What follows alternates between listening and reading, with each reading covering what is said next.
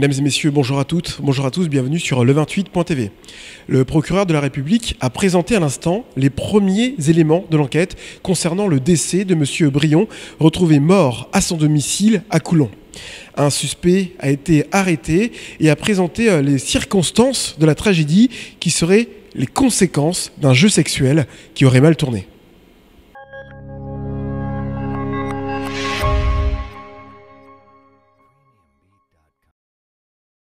Le corps qui s'y trouve s'avère entouré de plusieurs épaisseurs, draps, alaises de matelas, draps-housses, couettes et donc une bâche.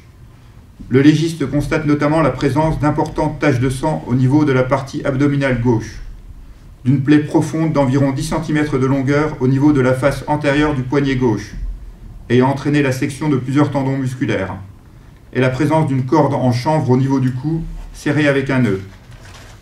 Dans le rapport écrit qu'il remet aux enquêteurs, ce légiste expose que la plaie existante au poignet a été à l'origine d'une hémorragie importante et que l'examen du visage a révélé la présence d'un, je cite, champignon de mousse pouvant faire évoquer un décès par asphyxie.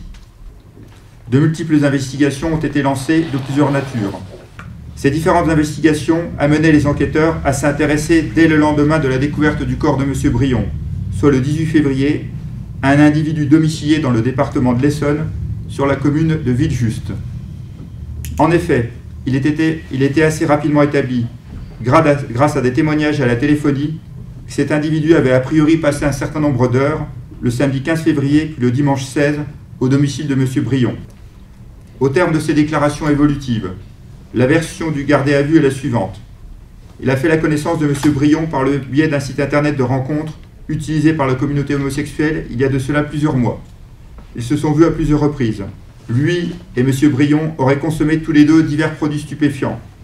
Puis ils se seraient livrés à des jeux sexuels de type dominé-dominant. Au cours de ces jeux, alors qu'à un moment M. Brion jouait le rôle du dominé et était à ce titre attaché par une corde, et que lui était le dominant, il aurait accidentellement blessé son partenaire au moyen d'un couteau au poignet gauche. M. Brion aurait alors perdu beaucoup de sang et serait décédé, sans qu'il puisse être plus précis, compte tenu de l'état dans lequel lui-même se trouvait du fait des stupéfiants. Il aurait alors entrepris d'entourer le corps dans divers tissus et dans la bâche dans lesquelles il a été retrouvé, avant d'effectivement céder une oie appartenant à la victime, puis le véhicule de la victime, et de quitter les lieux.